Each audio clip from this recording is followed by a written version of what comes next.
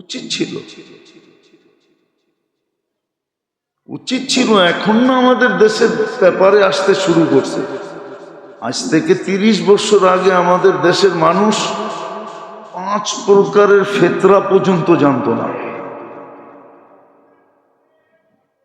5 ভাবে যে ফেতরা দিতে হয় রোজার, এটাও জানতো না, এটারও আলোচনা ছিল না। এখন জানে, এখন ফাউন্ডেশন থেকেই দেওয়া হয়।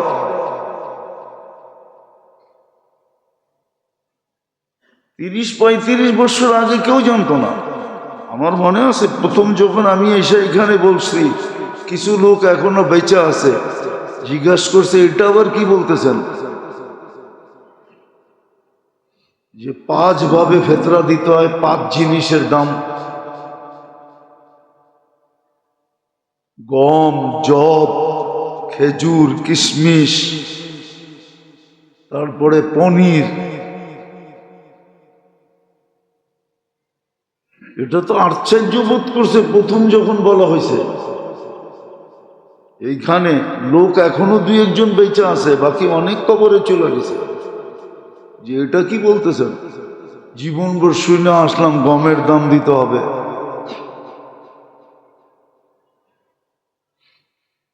সদকায়ে ফিতর পর্যন্ত সঠিক দিতে চায় না, সঠিক সদকায়ে ফিতর দিতে চায় না। কোনো মতে ধনী ফকিরেরটা দিয়া গমের দাম কার জন্য জানেন? ঈদুল ফিতরের সকালে যার উপরে ফিতরা ওয়াজিব হয়েছে ওর জন্য হলো গম। আমারটা শুনে নেন। ঈদুল ফিতরের দিন যার উপরে ফিতরা ওয়াজিব হয়েছে, এতটুক টাকা জমা হয়েছে যে 52.5 তোলা চাঁদির দাম, এত টাকা ঈদের সকালের দিন ওর কাছে জমা ছিল, বা এতটুক টাকা আছে ওর কাছে ঈদের সকালের দিন। 52.5 তোলা চাঁদির টাকা, সবচেয়ে বেশি দাম ধরলাম 94,500 টাকা। ঈদের দিন সকালে ওর উপরে ফিতরা ওয়াজিব হয়েছে, ওর জন্য হলো গমের দাম। আর যার উপরে যাকাত ওয়াজিব আগের থেকেই, বা রমজানে আইসা যাকাত ওয়াজিব হয়ে গেছে, ও তো 4টার যে কোনো একটা দিবে। হয়তো জব দিবে, নাইলে খেজুর দিবে, নাইলে কিশমিশ দিবে, নাইলে পনির দিবে। এই 4টার যে কোনো একটা দিবে।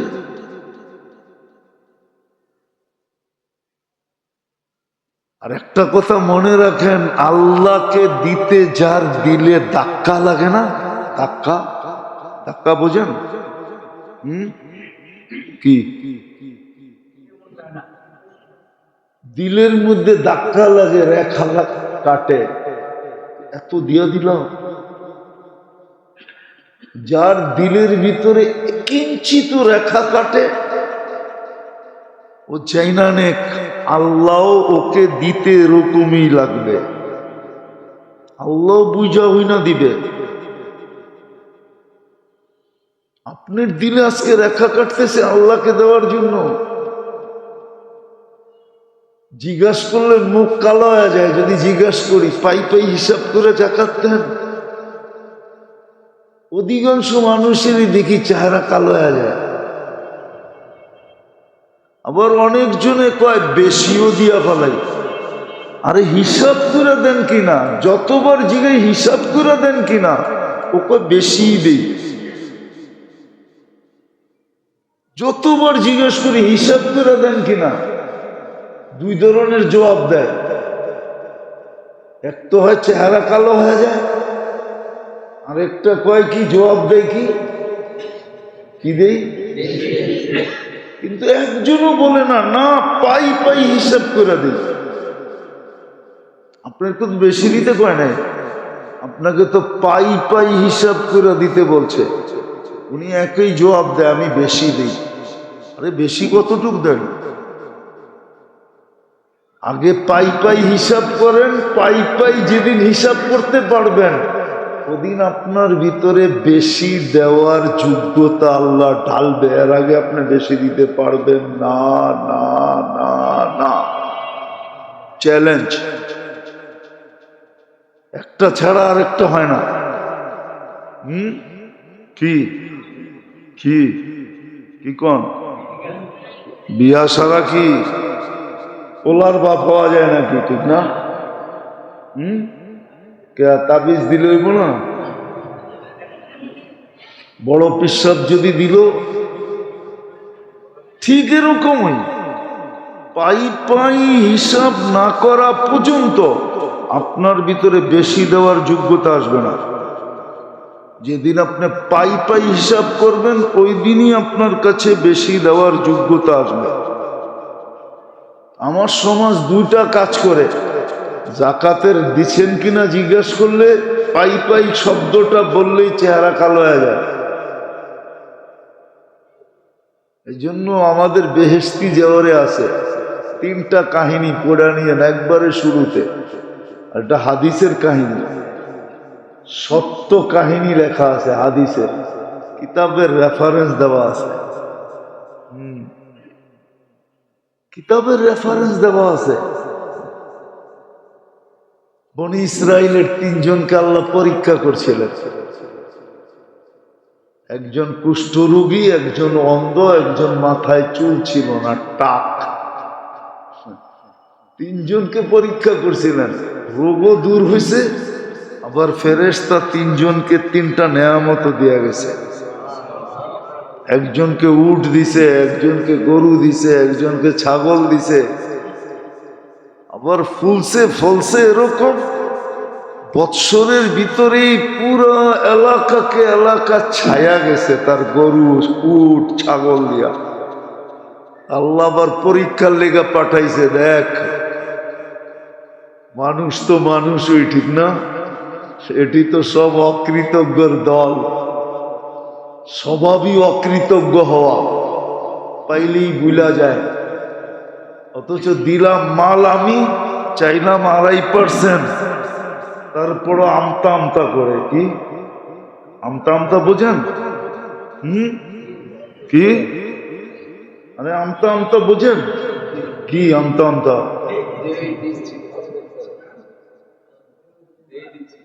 দিমু কি দিমু না, দিমু কি দিমু না, আমারটা কেন দিমু, আমারটা কেন দিমু। আল্লাহ আবার কবের থেকে গরিব হইল, ঠিক না? হাইছেন না? আমার সমাজের মানুষ বলে আল্লাহ আবার কবের থেকে গরিব হইল। এই জন্যই তো কোরআনে আছে, বলছিল এই দুনিয়া আলাদা, এখনো ওদের জেনারেশন দুনিয়াতে আছে। আনিল্লাহি তাবারাকা ওয়া তাআলা আস-সাওমু লি ওয়া আনা আজসি বিহি আও কামা ক্বালা আলাইহিস সালাতু ওয়াস সালাম। সম্মানিত উপস্থিতি, কোরআন হাদিস থেকে যতটুকুই তিলাওয়াত করলাম আশা রাখি একই সামনে রেখে কিছু কথা রাখবো, সাথে সাথে দোয়ার দরখাস্ত। আল্লাহ সকলকে বুঝার এবং আমল করার তৌফিক দান করেন।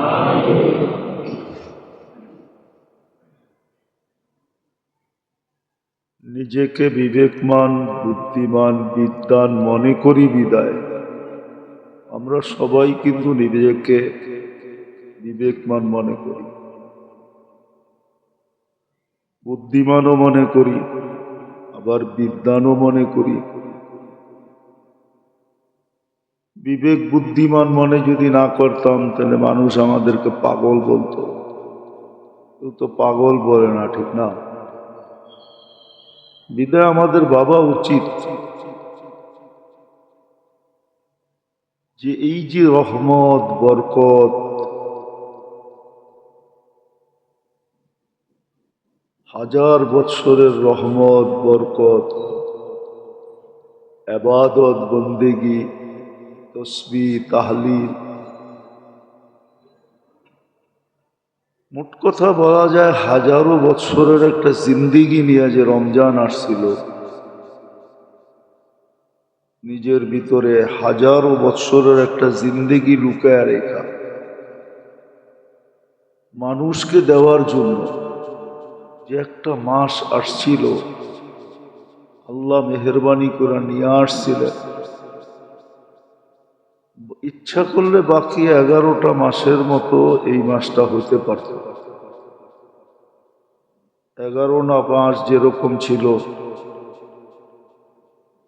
এইভাবেই রমজানটাও হতে পারত। কিন্তু যখন রমজানটার ভিতরে হাজারো মাসের জিন্দেগি, হাজারো বৎসরের জিন্দেগি দেওয়ার জন্য যেই মাসটা আসছিল, শুধু নিজে সুসজ্জিত হয়ে আসে না, আমাদেরকে সুসজ্জিত করার জন্যই আসছে। ধ্যান দিয়ে শুনলে বুঝে আসবে না, এলে বুঝে আসবে না। নাহলে জীবন কেটে যাবে। মন আমাদেরকে বসতে দিবে না। শয়তানের চেয়ে বড় দুশ্মন আমাদের মন। আমাদের শয়তান এত বড় দুশ্মন না, কেননা মন যতক্ষণ পর্যন্ত গেম বানায়া না দিবে, শয়তান ততক্ষণ পর্যন্ত গেম দিতে পারবে না। গোল যারা করে না, ওদেরকে গোল বানায়া দিতে হয়। ওরা নিজেরা ফুটবল পিটায় গোল করতে পারে না, মনে হয় বোঝেন নাই। গোল যারা করে, খেলোয়াড়দের ভিতরে কিছু লোক থাকে এরা শুধু গোল করে, কিন্তু এরা নিজেরা গোল করতে পারে না। এদেরকে গোলটা বানায় দিতে হয়, পয়েন্টে নিয়ে দিতে হয়। ওর পয়েন্টে নিয়ে দিলে ও গোল করবে, এটা বেশিরভাগ নিশ্চিত খেলোয়াড়রা, যে ওর হাত পাও পর্যন্ত পৌঁছাইতে পারলে ও গোল করে দিবে। আমাদের মন কিন্তু গেম বানায় দেয়, শয়তানের হাতে উঠায় দেয়, ও খালি টাচ করে গোল করে। এই জন্য মন আমাদেরকে বসতে দিবে না। ভালো মতে বুঝি, আমাদের মন শয়তানের চেয়েও খতরনাক। না, শয়তানকেও তো শয়তান বানাইছে তার মন তাকে, ঠিক না? তার সামনে গোল বানায় দিছে, যে এটা মাটির তৈরি, তুই আগুনের তৈরি, তুই পড়লে ইট হয়, তুই পড়লে ঝামা হয়। ঝামা চিনেন? ইটের চেয়েও শক্ত ঝামা। তুই করবি এটারে সেজদা, তোর বুঝে আসছে। তারপরেই ওই গোল দিছে যে আমি এটাকে সেজদা করি কি করে। আমাদের মন আমাদেরকে বসতে দিবে না। বুঝলে তো কামই হইতো। এত বছর কন্টিনিউ ওয়াজের দরকার ছিল না। তাহলে 2-4-5 বছর করার পরে এই এলাকা পুরা ফকফইকা হয়ে যেত। 5 বছর পরে এখান থেকে চলে গেলেই চলতো, আবার নতুন কোনো এলাকা আবাদ করো। এত লম্বা দিন করতে হইতো না। বুঝে গেল আমাদের মন আমাদেরকে বসতে দেয় না, আর আমরাও মন লাগাইয়া শুনি না। যতটুক লাগায় শোনার দরকার, মন দিয়া শোনেন, কাজে দিবে। শেষ মুহূর্তে এসেও কাজে দিবে। আজকে কিন্তু 27, এটাই শেষ জুমা রমজানের। কালকে 28, পরশু 29। 30 হইলে আর একদিন বাড়বে, আর না হইলে রত্ন হাতের থেকে বাহির হয়ে গেলে করার কিচ্ছু থাকবে না। এই জন্য গত রাত্রেও বলছিলাম, এখনো বলতেছি, 80 বৎসরের ভিতর থেকে যদি শুধু এক রমজানের হিসাব নেন, ৭৯ বৎসর যদি নাও নেন, আর যদি সঠিক হিসাব দিতে পারে, এক রমজান দিয়া জান্নাতে যাওয়ার জন্য উপযোগী হবে। না দিতে পারলে এক রমজানের কারণেই জাহান্নামে যাওয়া যথেষ্ট হবে। দুটোটার জন্য যথেষ্ট হবে, শুধু এক রমজান। ৭৯ রমজানের হিসাব নিতে হবে না। এই জন্যই কথার শুরুটা ছিল যে 1000 মাস না 1000 বৎসরের জিন্দিগি নিয়া, বন্দেগি নিয়া, তসবিহ নিয়া, তাহলিল নিয়া, ইবাদত নিয়া রমজান আসছিল আমাদেরকে সাজানোর জন্য। বলেন কতটুকু উপকৃত হলাম? কত বৎসর উপকৃত হলাম? বলেন কতটুকু আমি উপকৃত হলাম?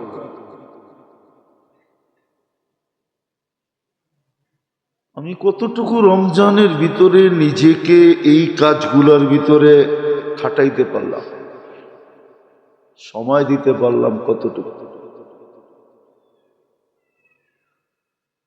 চলে তো গেল 27 দিন।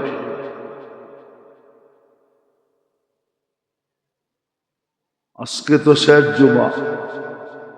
কতটুকু আমি এটার থেকে উপকৃত হলাম? প্রত্যেকে নিজেকে নিজে প্রশ্ন করো। এটাই তো হাদিস বলছিল, আস্তাফতি নাফসাক। এটাই তো কিতাবে লেখা। তুমি তোমাকে জিজ্ঞাসা করো, মন মিথ্যা বলবে না, অ্যান্সার সঠিক দিবে। মন মিথ্যা বলবে না, মনকে জিজ্ঞাসা করো কতটুকু তুমি এটাকে সময় দিলে, কতটুকু উপকৃত হলাম রমজান থেকে। আরেক রমজান যে পাবো, এটার চিঠি কি আমাদের খাতে চলে আসছে? কেউ বলতে পারবে যে আমার হাতে চিঠি চলে আসছে, আমি জানি আমি আগামী রমজান পাবো?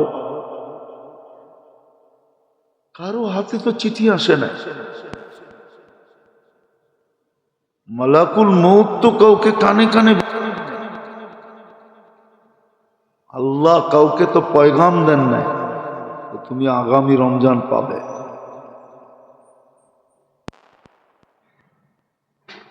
এটা তো গেল দেখতে দেখতে। 1000 বছরের ফরজ পুরা করা যেত, 1000 বছরের নফল পুরা করা যেত, 1000 বছরের তসবিহ পুরা করা যেত, তাহলিল পুরা করা যেত, দুরুদ পুরা করা যেত, ইস্তেগফার পুরা করা যেত, সবকিছুই পুরা করা যেত। আর সহজে যেত, কম সময়ে যেত। তসবিহ একবার পড়লেই তো 1000 বার ছিল, এখনো আছে, কিন্তু সময় হাতে কম আছে। নাই বললেই চলে, এটা দিয়ে পুরানো যাবে না। শুরু থেকে পড়া আসলে পুরানো যেত।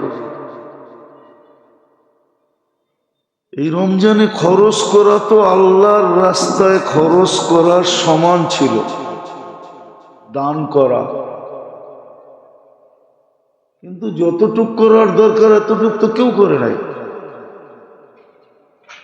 আমার সমাজের শতকরা 1000 জনের ভিতরে একজন, হয়তো লাখের ভিতরে একজন পাওয়া যাবে কিনা সন্দেহ, যে পাই পাই হিসাব করা জাকাত দেয়।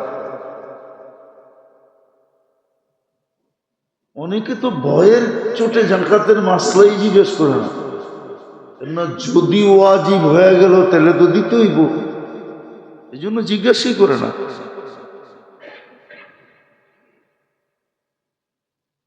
জাকাত দেওয়া সৌভাগ্য না সৌভাগ্য না? তাহলে জাকাত কেন দেয় না? আবার কার মাল জাকাত দিবে? আল্লাহ দিছে যেটা ওইটাই দিবে, ঠিক না? কে দিছে? হ্যাঁ, স্বীকার করে আল্লাহ দিছে। আল্লাহ যদি বলতো আমানতের মাল মানুষ পুরা নেয়, আপনার কাছে আমানত রাখলো, এটা পুরা ফেরত নিবে না কিছু কাইটা ছেটা নিবে? দূর মিয়া, আপনার কাছে আমানত রাখলাম, আমি কি ফেরত পুরা নিব না আপনাকে কিছু দিয়া নিব? মাল তো আল্লাহ দিছে, স্বীকার তো করতেছেন আপনি। 2.5% দিতে বাজে কেন? বনি ইসরাইল তো 10% দিতে হইতো। 10%, 2.5% এরকম কান্নাকাটি। 2.5% তো পাই হিসাব করতে চায় না, অথচ দিয়া আসে বটে, কিন্তু এটার কোনো সওয়াব হয় না। হাসপাতালে দিয়া আসে, চান্দা বান্ডেলকে বান্ডেল পাঠায় দেয়, কিন্তু ওইটার কোনো সওয়াব নাই। জাকাত দিলে সওয়াব হইতো, আল্লাহকে করজ দেওয়া হইতো। আবার দুনিয়াতে ফিরত পাওয়ারও ওয়াদা ছিল, দুনিয়াতে মাল বাড়ায়া দিব। আব্দুর রহমান ইবনে আউফ রাদিয়াল্লাহু তাআলা আনহু, উনি অনেকবার পয়সার কারণে, মালের কারণে বিরক্ত হয়ে পুরা মাল সদকা করে দিছে। আল্লাহর রসুল একদিন হাসতে হাসতে বলছে, আব্দুর রহমান সব সদকা করছো? সব করে দিচ্ছি, আর মাথা ব্যথা ভাল লাগে না। আল্লাহর রসুল হাইসা দিয়া বলছে, সদকায় তো মাল কমে না, আরো তো বাড়ে। তুমি তো মাথার থেকে ব্যথা নামাইতে চাইতেছো, এটা তো কম, এটা তো আগামী বছর আবার কয় গুণ হয় আল্লাহই জানে। এরকম কয়েকবার দিছেন। যখন দুনিয়ার থেকে যাইতেছি তখন ওনার 47 লক্ষ কোটি টাকা ক্যাশ ছিল, ক্যাশ। কাগজের টাকা না, কাগজের না, সোনা রূপার টাকা, যেটাকে আসল মাল বলে। কাগজের টাকাকে মাল বলে না।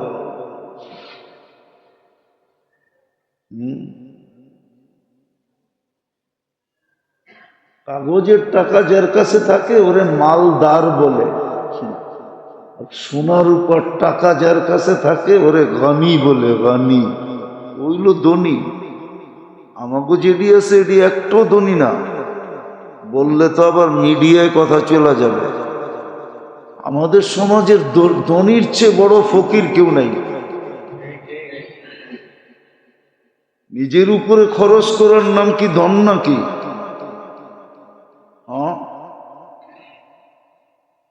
রাগ হয়ে যান না, মিডিয়ায় কথা চলে যাবে। আমাদের সমাজে যারা নিজের ধনী বলে, ওরা ধনী না। ওদের চেয়ে যার ভিতরে লোভ আছে ও ধনী হয় কেমনে? ধনীদের তো সারাদিন লোভ, আরো ধন আসুক, আরো আসুক, আরো আসুক, আরো আসুক, তো আবার ধনী হয় কেমনে? যেটা বুঝাইতেছিলাম, অন্যদিকে যেতেছিলাম। রমজানে দান খয়রাত করার সওয়াব ছিল আল্লাহর রাস্তায় খরচ করার সমান। নিচে 7 লাখ, উপরে 49 কোটি।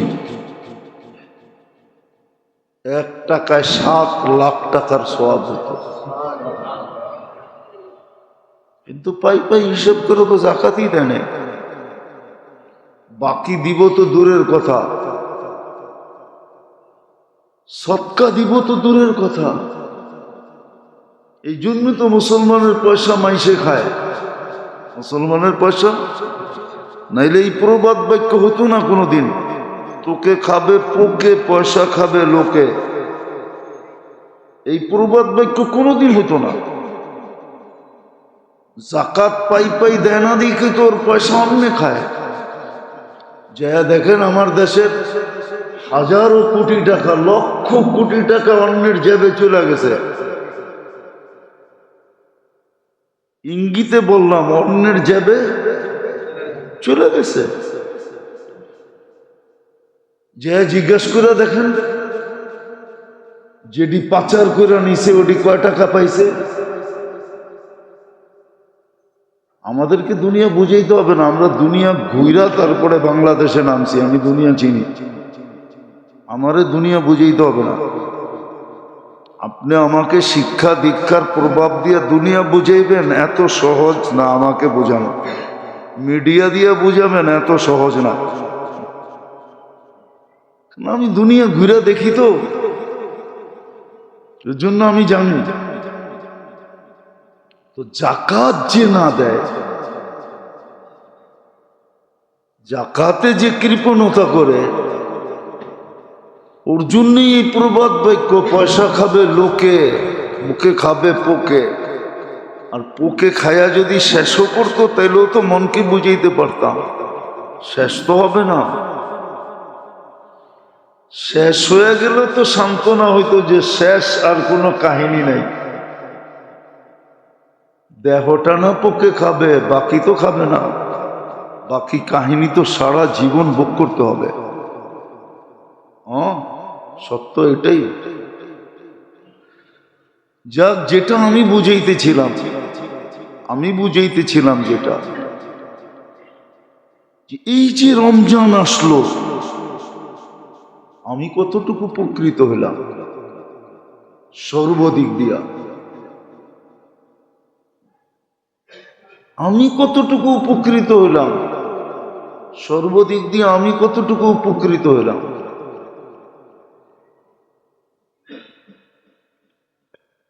উপকৃত কতটুকু হলাম বলা তো ছিল। এরকম ভাবে সাজানো ছিল, দেখতে দেখতে তো 27টা দিন চলে গেল।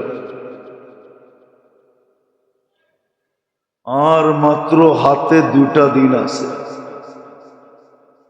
অথবা 3টা দিন আছে। একদিন 70 দিনের সমান ছিল। এক ফরজ 70 ফরজ ছিল। এক নফল এক ফরজের সমান ছিল। এক তসবিহ 1000 গুণ ছিল। 1 টাকা খরচ নিচে 70 লক্ষ, 7 লক্ষ উপরে 49 কোটি পর্যন্ত ছিল। উচিত তো ছিল। আমি তো জাকাতের কথা বলতেছি, উচিত তো ছিল এই সময়, এই মাসে কমসে কম মুসলমানের কাছে, যার কাছে যতটুকু আছে, সে আরেকজনের সহযোগিতায় এতটুক নিয়ে ঝাঁপায়া পড়ে।